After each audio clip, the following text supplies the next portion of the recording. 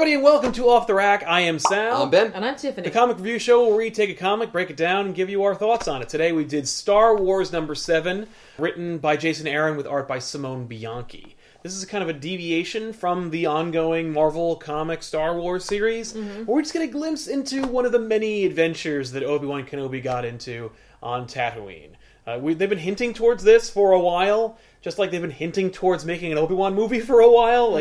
And I guess this is like Disney Marvel's way of being like, do you want to see testing the water? Would you watch a Ewan McGregor movie about Obi Wan? I would. Yeah, I would as well, but I also don't give a shit. I really like Ewan McGregor. I like Ewan McGregor, and I like his Obi-Wan, especially in light of the fact that there are no other Alec Guinnesses. I literally have such a bad association. Yeah, with those movies. That, I'm just like, no. There is one reference to the prequels in this, and it sucks. Yeah, it does. And only because it references a character that you don't need. It's the only character I liked from the prequels, but I also recognize as a hardcore Star Wars fan, you don't need him, which is Qui-Gon Jinn. This book, he could have just referenced Yoda, but he doesn't, because we know there's prequels, so meh. That said, if you forget that, if you replace it in your mind like all of us do, where we're like, oh, they made a reference to the prequels again, I'll just place that with a book I read from a long time ago, and now he said Yoda. I really enjoyed this as well. I completely forgot that it was mentioned until you mentioned there was a prequel reference. And Yeah. I was like, right, yes, there was. I literally was like, I know I read that. What? Oh, yeah. Right, whatever. With my initial thoughts, I thought that the book was fun. It's exactly what you'd expect. If you ever imagined an adventure that Obi Wan Kenobi was on, what would it be about? On Tatooine. Yeah, on Tatooine, in his hut, waiting for Luke to get to the age of Star Wars. It's either going to be about protecting Luke from invaders or killing Tusken Raiders. We don't get the Tusken Raiders, so that's coming. But we got the saving Luke story. It should have been him slaying a Krayt dragon. I know, that would have been amazing. Instead, we get... Or communing with him, and that's how he knew the call. Yeah, him not using a... Yeah, right. Anyway, Star Warsing it up. So the point being, I thought the art was solid, I thought the writing was cool, and it was a nice divergence from the series. But it was nice that they had a little throwback to it, like tying it back in. Right, Don't forget, we're not going off the beaten track. It's just more like, would you buy an Obi-Wan book? I thought it was really brilliant to do something like this because I've seen it done, not in a similar way, but the idea of having your ongoing story and then throwing an issue in that is related to it, but not in Bitch Planet where they take an issue and they focus on one character and how they got there. I thought this was really well done. That concept of being all right, issue 1 through 6, it's Star Wars. We cover a story. And I still want to stay with that, but wouldn't it be nice to do something else for a little bit? For one issue to just to change the tone a little bit. It still helps the journey. But, let's just take a breather for a second. Yes. And I was like, that's smart. Yeah. That's cool. Also, I don't know if this is the same artist who's working on the book? No. No, okay. There you go. That also buys the artist time to finish up other stuff. Exactly. Because if you get a different artist to come in, you take a little break there. Yeah, Cassidy's been drawing Star Wars and crushing it. Unfortunately, he's leaving the book, but it gives him a chance to kind of wrap up. Yeah. So, that, it's such a good idea. It's, I think that's so smart, and on the business end of it. Right. And it fit in. Again, even just throwing that last page, that was brilliant. That was enough. I agree.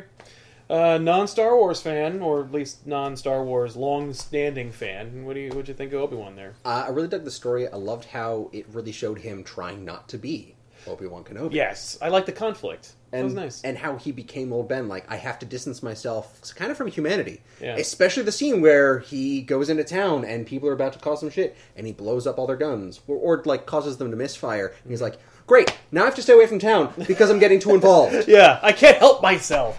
I liked the beginning, and I actually felt something, which is hard to imagine for me in Star Wars because of the 3 movies that made it so hard to do that. And where... there's folk being... The shakedown at the beginning? The shakedown in the beginning, and Obi-Wan being like, tough break, buddy. And he walks in, and you see that oh. shot up at him. Yeah, and you're like... oh. And he's concerned, he's like... sorry, no. man. I got there's bigger fish to fry than you. What I liked about those panels was the background characters being oh, man, oh, Obi-Wan! Oh, no. Okay, never mind. Sorry, I thought something was going to happen. Yeah. But nothing happened. I liked that we saw characters, ruffians from Jabba's palace. Yep. That I was like, yay! Yeah. I liked seeing ruffians that I didn't recognize. As if to say that, it's not a long-term employment job. working for Jabba. I guess I meant like species and... Oh, yeah. Being like, oh, look. Yeah. A Gan. Yeah. A Rodean. Yeah. I saw something with big bug eyes. Yeah. That was probably a droid. It was a droid. There were 2 droids, I believe. Yeah. The thing that threw me, and this is a nitpicky thing, because seeing young Luke look like young Anakin in the book, I was like, just draw him differently. No, I had... now, that, again, I was just like, just gonna put it out there. Yeah. I'm like, if you take Mark Hamill from A New Hope, and you de-age that silly haircut... he had the little, like, haircut, which I thought was okay. I was like, nah, I bought it. But he did, you know what, but I did have that image of young Anakin as well. I did too, but I pushed it away. I just have to push it out because of my you know what helped me along was the next set of panels with Beru and Owen looking, and I could hear them. Yeah. I was like, that is, like, I could hear them. Yeah. Yeah. I was like... Yeah. I'm disappointed that they couldn't resist the temptation to involve Luke.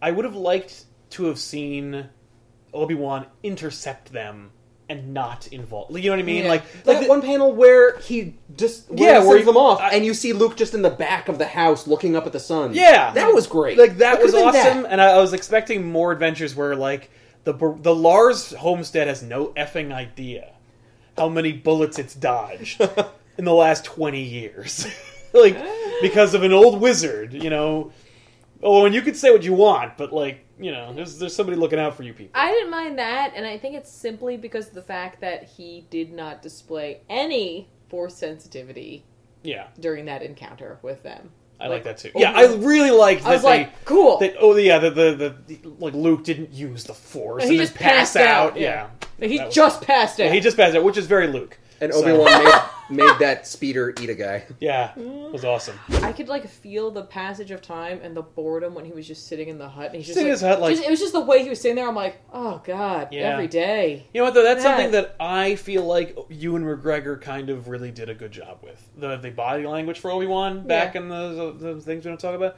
Like, I think he did a nice job. I would watch an Obi-Wan movie starring him that was about this. Like, if this was the kind of thing we got to see, and we could resist the temptation to keep making effing references... This is barely a movie. This is a great short No, I don't want to watch that. Like, that is not the plot. Okay. But, you know, one story that's like an hour and a half long. How do you make an Obi-Wan movie where he still retains his, like, I'm not a Jedi? Oh, I mean, he is. Because, like, listen... In A New Hope, the first thing he does is whip out a lightsaber. Yeah, but the first sign of trouble. But then again... He knows it's on! He knows it's over. It's done. Yeah, Luke is of age. Luke's here, we're done. Look, he's either dead, or I bring out the lightsaber. Yeah, I would also like to see... It's more like but he he's didn't. Like, the first thing he does is he uses He tries. Call, and then we get the message from Leia, and that's when he's like, yeah, right. Yeah, and he tries to defuse the situation. He's like, okay, this isn't working. I'm just going to shut up for this hour. Yeah. Thought it was a solid entry in the Star Wars franchise. Loved it. And the series, as far as Star Wars Marvel's been going, has been really good. They can't resist the urge. I mean, like, for me, if I was an editor, I'd be like, well, there's a mandate on the wall. No prequel references. Like, no prequel at all. Yeah. Like, I don't care if you don't even put a Doug in the background. Like, no. Nope. But that said, they're going to do it. Man, those movies happened. I'm sorry. So you're going to get them. You know what was a nice touch for me? You don't want them. The info page. And how it was in the alien language and English. I thought that was trying, but I thought it was a fun idea. Yeah. But that's because, like, for me, it was hard to read it. I was like, God damn it. Because all the lines, all the words were spaced out. That said, I liked the idea. I thought it was cool. Because it's a carryover, because, like, Luke has been looking for Obi-Wan's, like, he found this thing, it's in a coded It could have been laid message. out better. Where, like, maybe we had the message and then the full message below it. I can see that. Hey everybody, that was it. Star Wars number 7. You can pick up at your friendly local comic book store or online, and you can see us next week on an all-new Off the Rack. I'm Sal. I'm Ben. And I'm Tiffany. So long, and happy reading. And may the Force be with you. Oh, good call. Wow, really? Yeah, of course they did it. Yeah, but you're not even... Well, no one else said it.